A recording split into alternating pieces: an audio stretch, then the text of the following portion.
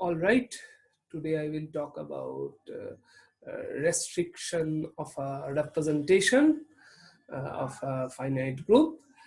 Basically, since last week, we have been looking at ways of relating the representations of a finite group with the representations of its subgroups. First, we have seen induced representations. That is where we have a representation. We have a representation of a subgroup H of a given group G, and then using the method of induction, we get a representation of the given group G. So then we prove various results regarding this induced representation.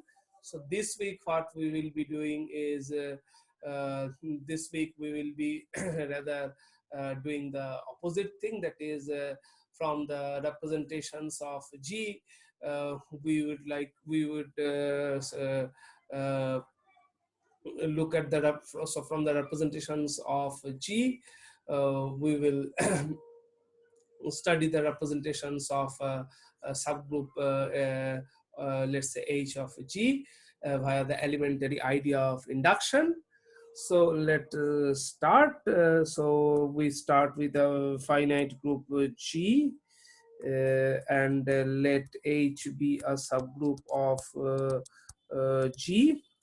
So, and assume that rho is a finite dimensional complex representation of G on a vector space V. And now what we can do is we can restrict this representation to H. So the restriction of rho to H, which we denote by this notation, res H rho, is the restriction of this, if is a representation of H to the same vector space V. So it sends each H to rho H. Okay, so and then we can talk with, then once we define the restriction of the representation, we can consider the character of this representation. So basically chi res, the character of the restriction of rho, and then it is easy to see that this is nothing but the character of the restricted representation is nothing but the character itself restricted to H. So this is chi rho. It is easy to see that.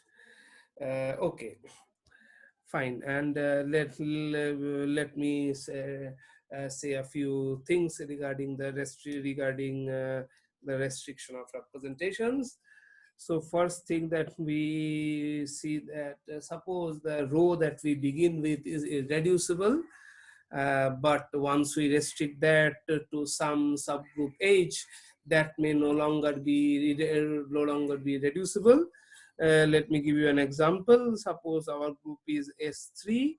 So S3 has a two-dimensional irreducible representation, and let G be S3 and H be the cyclic subgroup generated by the circle 1, 2, 3, and then 1, 3, 2. So once you restrict that two-dimensional irreducible representation to this H, since H is abelian, so that cannot be irreducible any longer. So the restriction of irreducible representations may not be reducible. The second thing also should be, we should note that suppose we have two characters of G, let's say chi1 and chi2, assume both are irreducible. Okay. So, and of course distinct irreducible characters, but it may so happen that once we restrict these characters to H, they might coincide. So res H chi1 could be equal to res h res h chi2. So an example is suppose you take any two groups G1 and G2, then the characters of G1, this direct product of G1 G2 are precisely of this form. So as we have proved earlier, this is just chi1i and chi2j, where chi1i where chi1 I are I from 1 up to k, let's say 1 up to k, 1 up to k, and j from 1 up to, let's say, l,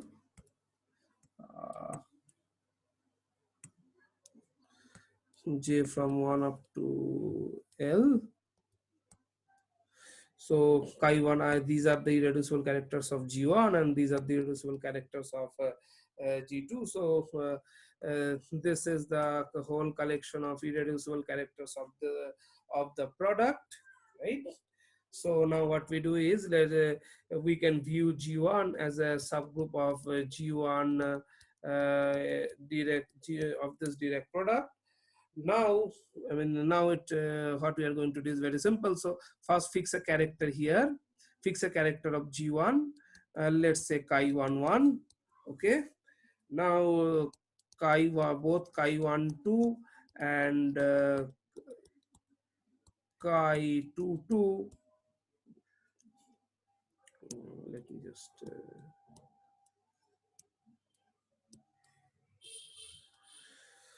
so these two are distinct irreducible characters of the product group, but when we restrict both the characters on G1, what we get is precisely that both the restriction will coincide with chi11.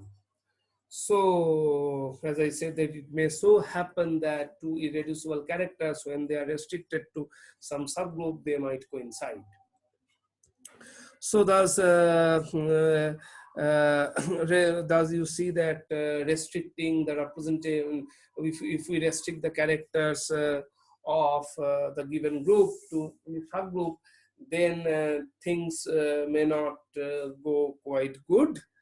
In fact, that is why we need to deal with the restrictions more carefully.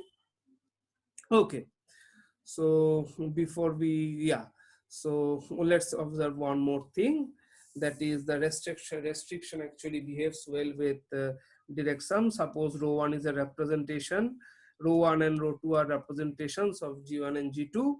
So we first consider rho 1 direct sum rho 2, then we restrict that on H, then we can restrict that on H, and it's easy to see that that is nothing but the direct sum of the individual restrictions.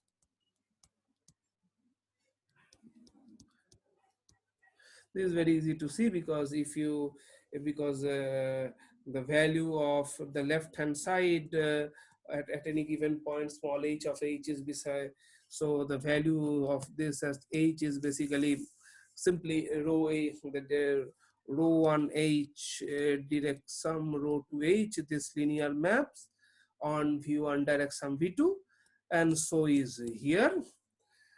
Therefore it is now obvious. So therefore once we do that, then it's quite clear that so the character here is same as the sum of the characters here. So thus for any two characters chi1 chi2, its restriction on a subgroup H is nothing, is restriction on a subgroup H is basically the sum of individual restrictions of the sum of individual restrictions. Okay, so these are quite easy to see. Okay, so yeah, let's just quickly review what we have done. We defined restriction, and then restricted characters, which is nothing but the character of the restriction. Then we see that irreducible representations, when they are restrict, they may not be reducible. Similarly, this might happen. Yeah, so when we restrict, like as we said, that we might in the very beginning, it was not quite unnatural to expect that if I have all the representations and characters of G, then restricting them on H, I should be able to get many things, or like by the again, let me repeat. So suppose I have all the representations and all the characters of G, then restricting them to H, in the very beginning it was not quite unnatural to think that by this restriction we should be we must get almost everything about the restrictions, about the irreducible representations and their characters of the subgroup H. But now we see that that is certainly not the case. So what we can at most say is that is recorded in the following theorem. So the theorem just says that so in first I will describe that orally. So suppose a psi is an irreducible character of H. Psi is an irreducible character of H. And then there exists an irreducible character chi of G, such that restriction of chi to H contains psi. So as I said, that restriction of an irreducible character of G to H does not may not be reducible any longer. But what we can see is every irreducible character of H is contained in some irreducible contained in the restriction of contained in the restriction of an irreducible character of G to H. Well, let me again remind you that when I say a character is contained in another character, that means the representation corresponding to that.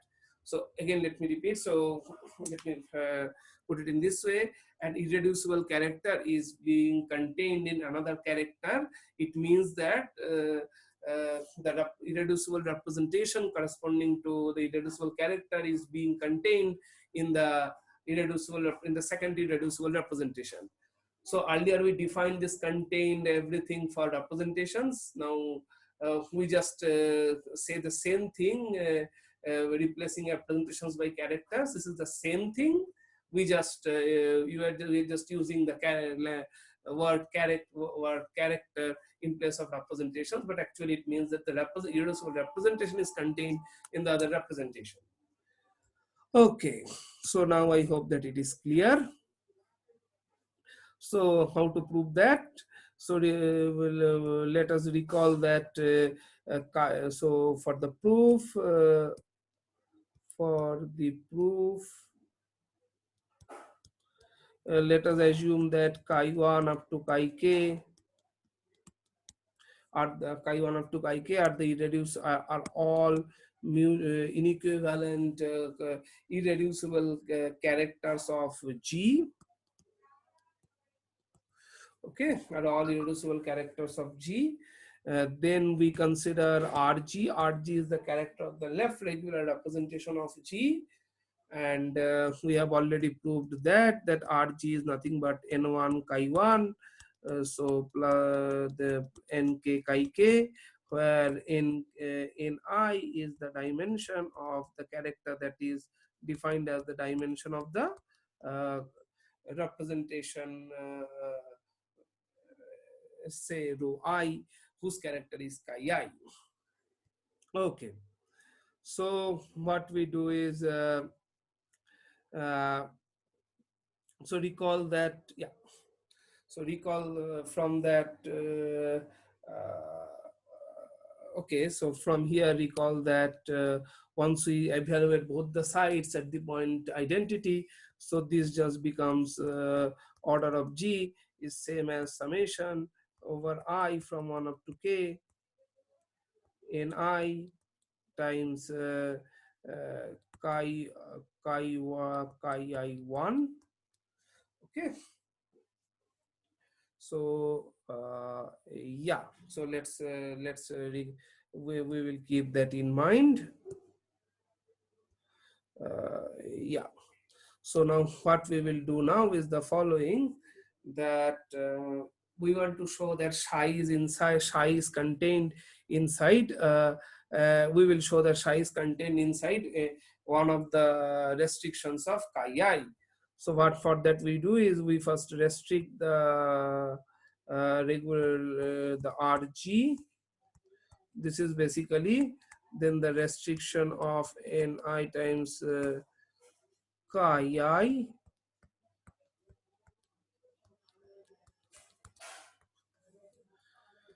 chi I. Then what we do is we consider the restriction, we consider uh, the inner product with psi. So this is the to remind that now we are dealing with so this inner product is on LH. So therefore to be mindful about that, I just put H in the subscript, and that is nothing but K N I res of chi I with psi. Okay, so it is enough to show that all terms cannot be zero. So it is enough. So in order to prove the theorem, it is enough to show that the right hand side cannot vanish, that is all the terms cannot be zero, and that will be shown once we prove that the left hand side is non-zero. So now let us just write what the left hand side is. So the left hand side is the way it is done. So rg of 1 times psi of 1. Okay, psi of 1, and then there will be other terms which are 0, because apart from the identity rg is 0. So the left hand side is precisely this. Okay, and this is again nothing but this times h times so this is dimension of psi. So certainly this is non-zero, so therefore right hand side cannot be 0, hence at least one term should be there which is non-zero. So therefore the restriction of the representation whose character is chi I contains psi. Okay, so what at most we can say that every reducible representation of H is contained uh, in the restriction of some irreducible representation of G. That most we can say. Okay, so in the light of this, it is so again in the light of this, it is not quite unnatural to be hopeful that the now, yeah.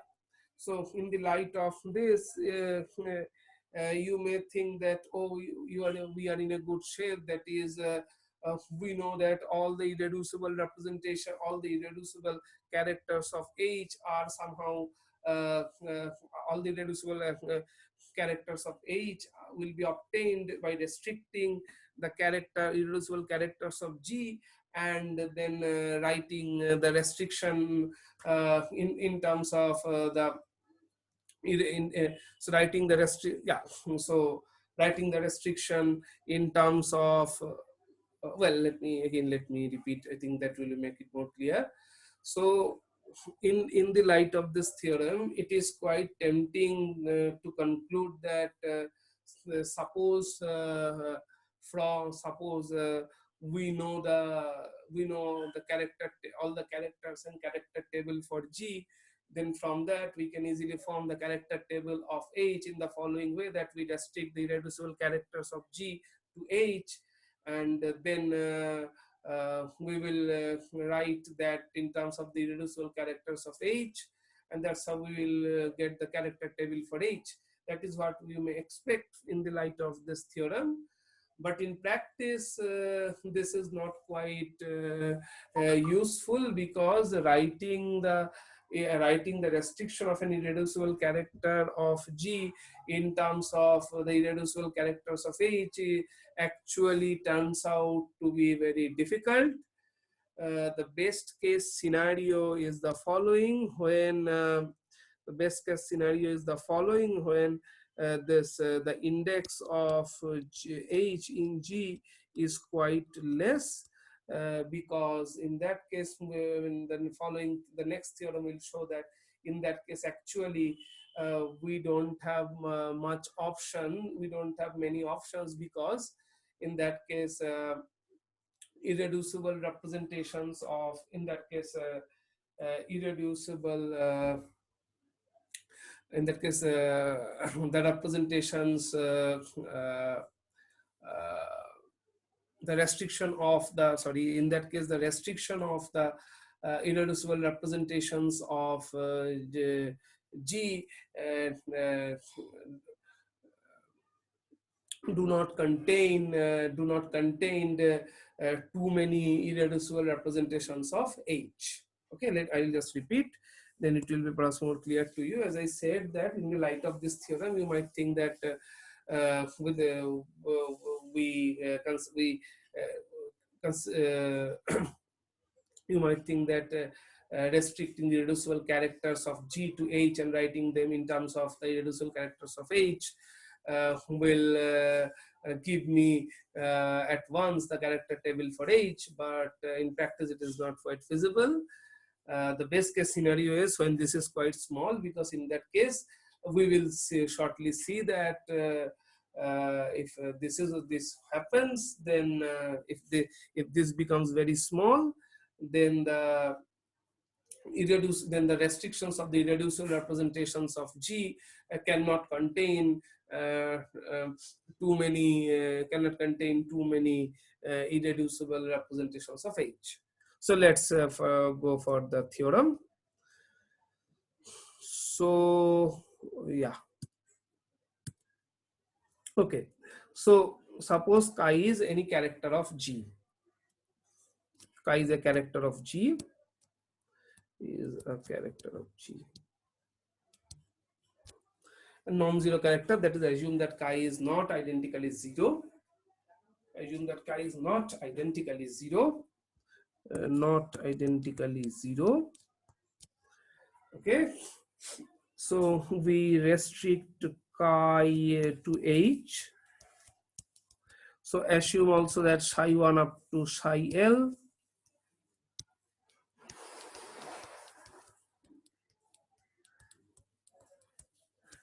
are irreducible characters of H. So therefore we can simply write this as for d1 psi 1 up to dl psi L, when each di is a non-negative integer. Okay, fine. So we can write now we just see that what happens if we take the inner product of the restricted character with itself. We'll take inner product of restricted character with itself. So according to the definition, this is the inner product is happening in H.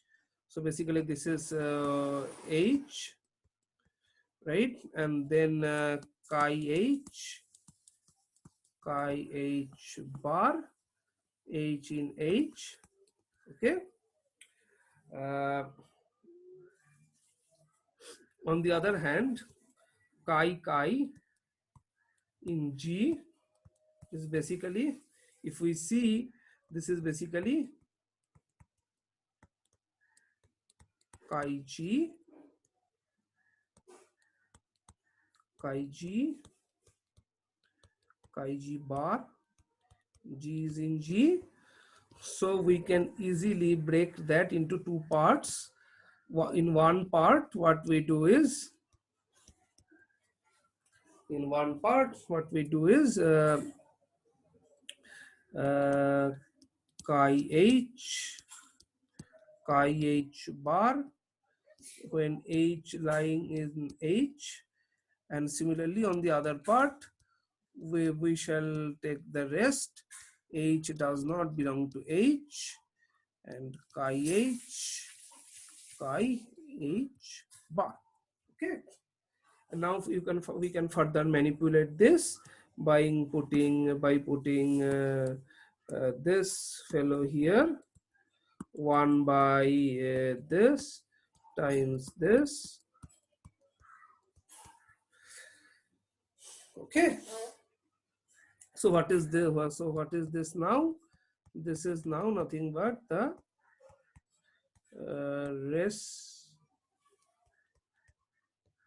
the inner product of the restricted character with itself. Yeah. Okay, and then let's call that portion as k.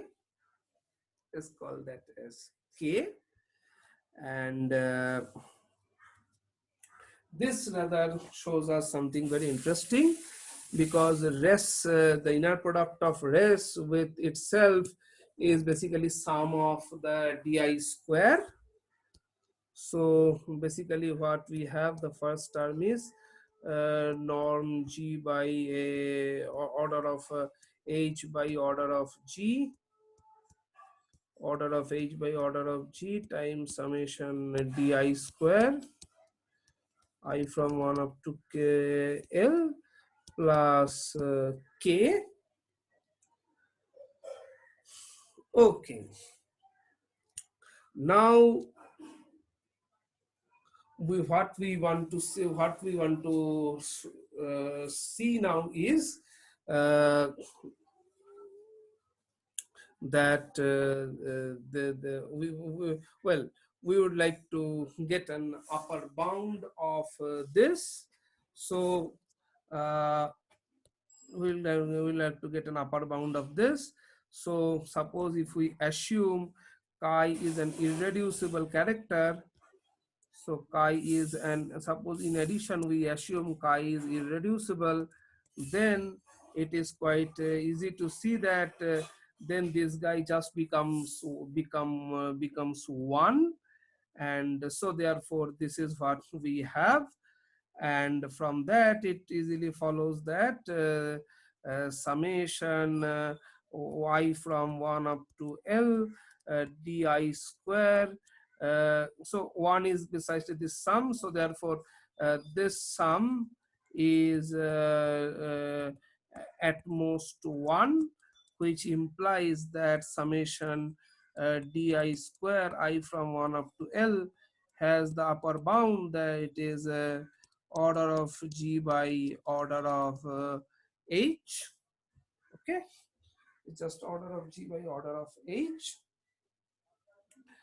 and so therefore we get this. So we get this bounded. So every reducible character. So suppose we have an if chi is an irreducible character, so when we write the restriction in terms of the irreducible characters of h, then the sum of the squares of the coefficients must be at most this. And the other interesting thing is, suppose equality happens here. So equality happens here means this fellow is exactly 1. So if this fellow is exactly 1, then k is exactly 0. So we see that furthermore equality occurs if and only if equality occurs if and only if if k is 0. So what we mean by k is 0 is very simple. What was k? K was precisely this sum, right? So what is this sum according to our convention? If you see, k was just 1 by order of g, and chi h times conjugate of chi h. So basically is the sum of square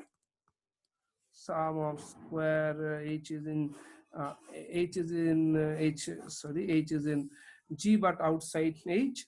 So this is just a sum of positive numbers with sum of squares, which is 0. So that forces that for every h not from h does not belonging to h, chi h has to be 0.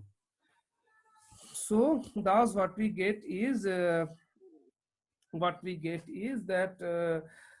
if we have if we start with an irreducible character of g, and we restrict that on h, if we restrict that on if we restrict that on to restrict that to h, then what we have the sum of square is this, and the equality occurs if and only if k is 0, and that exactly means that each of these terms should be 0. That is the character takes value 0 identically outside h. Okay, so now if you this is what the main thing that we wanted to prove, that when we restrict a irreducible character of g, then if we can say something about if we say something about the decomposition of the restriction in terms of the irreducible characters of h. So this is what we have. We will finish with a small remark that suppose I drop the assumption that chi is irreducible, then what will happen is very simple, that instead of 1 here, we will rather get the we will rather get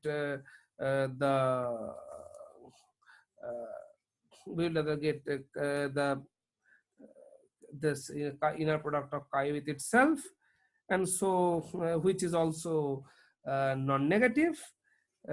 Hence then in that case we can say that the sum of square is less or equal to the index of g in h times the norm of because we have an inner product, so we do have a norm. So then we can say that this is less or equal to index times the norm of chi. I recall that norm of chi is 1 if and only if chi is irreducible. So norm means in the usual sense of inner product spaces, the inner norm of a vector in inner products, norm of a vector v in a inner product space is just half the square root of the inner product with itself. So basically then it will be norm of chi square. So in that case, if we drop the reducibility assumption, so this is what we get. This is less or equal to the index times a norm of chi square, I from 1 up to L. And as I said, that if the equality happens, then the rest is just like earlier. If the equality happens, because you see that in that case, this instead of 1, we will be having norm chi square. So if the equality happens, then k has to be 0, and if and only if so k is 0 means chi vanishes identically outside h. Okay, so thus we know that if we have a character of g, then when we write the restriction in terms of the irreducible characters of h, then what can happen? What we can say at most, and that shows that if suppose in the irreducible case, if this guy is very simple, if this guy is very less, then you see uh, most of the DIs they have to vanish, and therefore we are left with only only a very less number of possibilities. So that's what I said, the best possible scenario. Otherwise, you cannot say anything. If this guy is big, then we can have in principle we can have plenty of options for, yeah, we can have plenty of options for writing the restrictions in terms of the irreducible characters of H. Okay, with that I will stop.